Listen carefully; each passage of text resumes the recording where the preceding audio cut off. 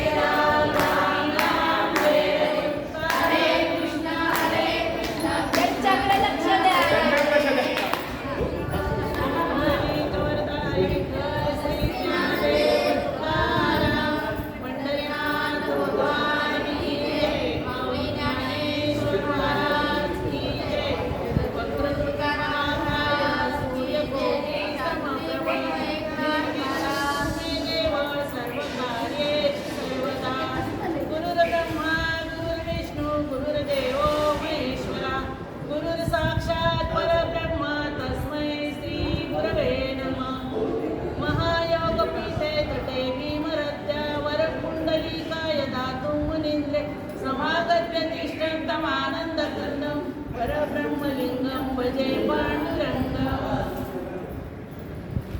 आज या पारमार्थिक प्रतिष्ठानच्या माध्यमातून इथे प्रवचनाची सेवा करण्याची मला संधी मिळाली, त्याबद्दल प्रतिष्ठानचे जे वरिष्ठ म्हणजे गुरुवारी सर्व यांचे मी प्रथमतः आभार मानते आणि त्यांना वंदन करते।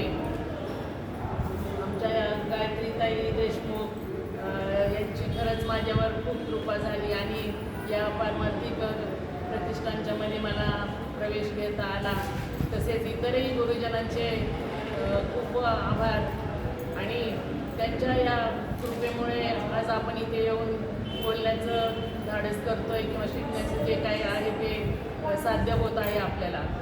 तर त्यांचं सर्वांचे आभार आणि माझ्या या मैत्रिणी आहेत तर जे साधक आहेत त्यांच्या सर्वांच्या चरणी नतमस्तक होऊन सेवेला प्रारंभ करते।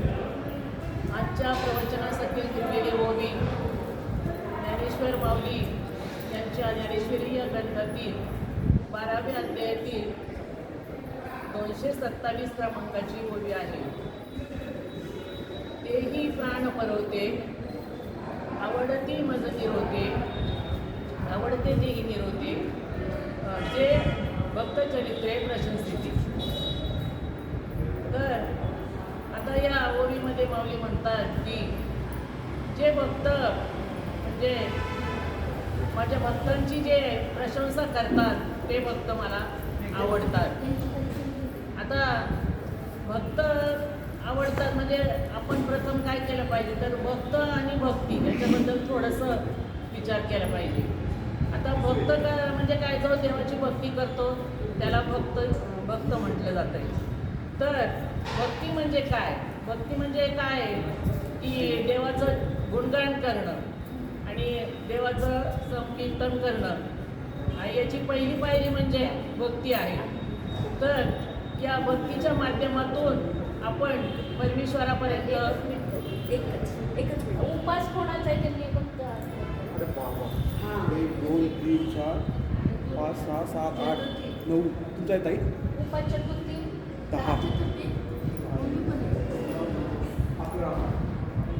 एवढे पाहिजेच ना जेवण जेवण थोडी कमी करून उपवास होता आपण हे बरोबर ना।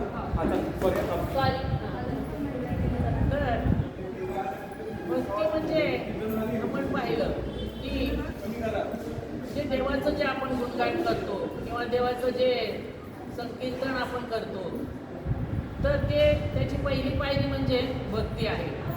तर ही भक्ती करण्यासाठी एवढी सहज आणि सोपी नाही ही भक्ती। आपण परमात्म्याच्या वाटेवर चाललो तर आपल्याला अनेक कष्ट घ्यावे लागतात आणि या परमात्म्याच्या माध्यमातूनच आपण देवाला प्राप्त करू शकतो। तर आपण काय केलं पाहिजे पहिलं जर पोचायचं म्हटलं तर एकदम आपण वरच्या वर्गात नाही जात, त्याला बालवाडीतूनच जावं लागतं की नाही. पहिली पायरी म्हणजे बालवाडी असते. तसं आपल्याला संत सांगतायत की तुमची पहिली पायरी म्हणजे ही भक्ती आहे आणि या भक्तीच्या माध्यमातून तुम्ही माझ्यापर्यंत येत आहे. तर ही भक्ती करायची कशी आणि कोणी केली हे पण आपण थोडंसं जाणून घेऊया. या भक्तीच्या माध्यमातून भक्त पुंडलिकानं आपण पाहिलं की सर्वश्रेष्ठ म्हणून त्यांची ख्याती आहे. प्रथम जर आपण पंढरपुरात गेलो तर प्रथम आपल्याला पुंडलिकाचं दर्शन मिळते आणि जर नामस्मरण करताना सुद्धा त्यांना आपण पुंडलिका वरदे हरी विठ्ठल म्हणजे विठ्ठलाच्या भगवंताच्या नावाच्या अगोदर पुंडलिकाचं नाव घेतलं जाते. तर असा हा भक्ताचा महिमा आहे. या भक्ताच्या अनेक लीला आपण पाहिलेल्या आहेत आणि भगवंत काय होत होतं त्याच्यामुळे आनंदित होतो. भक्तांनी आपल्यावर प्रेम केलेलं आणि भक्ताचं जे काही त्रास आहे किंवा त्याचं जे काही संकट असतील तर ती सुद्धा ती दूर करतो भगवंत. कारण भक्ताचं जर आपण सतत गुणगान केलं तर आपण भक्ताच्या म्हणजे परमेश्वरापर्यंत निश्चितच पोचतो. कारण तेवढी आपली भक्ती श्रेष्ठ ठरली जाते. आता हे आपण पुंडलिकाच्या उदाहरणातूनच पाहिलेलं आहे. आपण जर विचार करायचं म्हटलं तर भक्ती करताना अनेक यातना होतात किंवा अनेक दुःख आपल्याला अनेक नको ती परीक्षा आपली परमेश्वर घेतो. आपण उदाहरणं संसारात सुद्धा आपण पाहतो. जरी आता आपल्याला इकडे यायचं म्हटलं तरी घरी सगळं नीटनेटकं करूनच यावं लागते. त्याच्यातून पण बरेच आपल्याला त्रास होतातच. म्हणजे हे काही सहजासहजी आपल्याला प्राप्त होत नाही. तर आपण जर म्हटलं की आता सगळंच सोडून द्यायचं आणि नुसतंच देवपूजेला लागायचं ते पण नाही. तर भगवंत म्हणतात की प्रपंच करून तुम्ही परमार्थ करा. प्रपंचामध्ये सुद्धा आपण सावतामाळीचं उदाहरण घेतलं तर सावतामाळी कधी पंढरपूरला गेले नाहीत. त्यांनी आपल्या या रोजच्या दिनचर्येमधूनच त्यांनी भगवंताला प्राप्त करून घेतलं आणि त्यांच्या हृदयामध्ये त्यांनी त्याला बसवलं. म्हणजे ज्या वेळेला त्यांची परीक्षा घ्यायला आले होते नामदेव महाराज इथे आलेत का म्हणून नामदेवांनी सांगितलं की मला इथे लपव म्हणून. त्यावेळेला ते म्हणे इथे कसं काय मी लपवणार तुला. तर ते म्हटले भगवंताने भगवंताने सांगितलं की मला लपव. तर मग तेव्हा त्यांनी आपली छाती गुटव्याने अशी केली काढून मग आतमध्ये भगवंताला बसवले. म्हणजे इतकं म्हणजे भक्त त्याची भक्ती किती श्रेष्ठ होती बघा.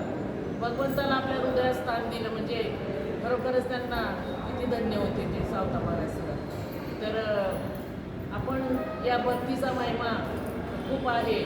या भक्तीच्या माध्यमातून आपल्याला अनेक म्हणजे आपण बघितलं तर ही भक्ती नवविधा भक्ती म्हटलेलं आहे बघा. 9 प्रकारची भक्ती आहे. तिचे प्रकार 9 आहेत. तर म्हणजे नाही का श्रवण कीर्तन पादसेवन अर्चन सत्य आत्मनिवेदन असे हे 9 प्रकार आहेत त्याच्यामध्ये.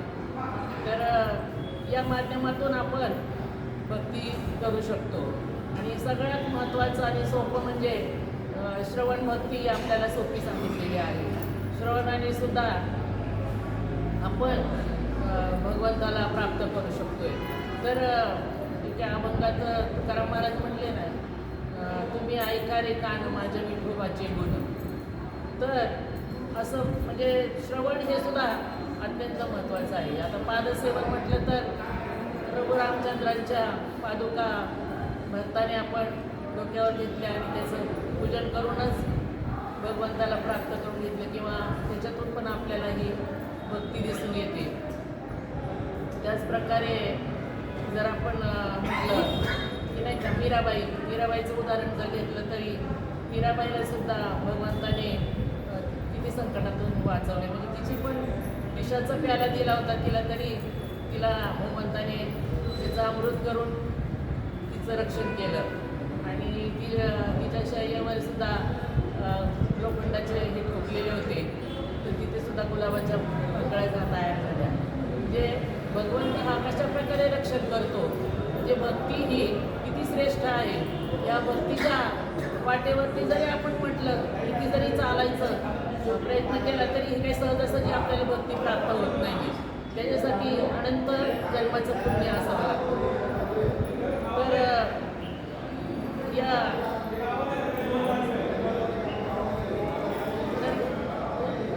तर अशा प्रकारे या भक्तीच्या माध्यमातून आपण परमेश्वराची प्राप्ती करू शकतो. परंतु मध्ये जी पायरी आहे ती म्हणजे गुरुसुद्धा महत्त्वाचा आहे. गुरुच्या गुरु हे आपल्याला मोक्षापर्यंत नेतात आणि म्हणजे भगवंतापर्यंत पोहोचवण्यासाठी गुरुचं सहाय्य होतं आपल्याला. म्हणजे सद्गुरू वाचून सापडे ना सोय धरावे ते पाय आले आले त्या मंगात म्हटलेले. मग पहिलं पाय कोणाचे धरायचे तर सद्गुरूचे पाय धरायचे. जोपर्यंत सद्गुरू मिळत नाही तोपर्यंत आपण भगवंताला प्राप्त करू शकत नाही. बरोबर जरी मी म्हटलं की मी खूप करतोय ते देवाचं तरी पण त्याला अगदी 100% आपण प्राप्त करू शकत नाही. म्हणजे हे आपल्याला सांगितलेलेच आहे. सद्गुरूचा महिमाही तेवढाच आहे. तर अशा प्रकारे या भक्तीचा महिमा आपण पाहिला. या माध्यमातून मला इथे जी सेवा करायची संधी मिळाली त्याबद्दल पुनश्च सर्व गुरुवर्यांचे आभार मानते आणि सेवेला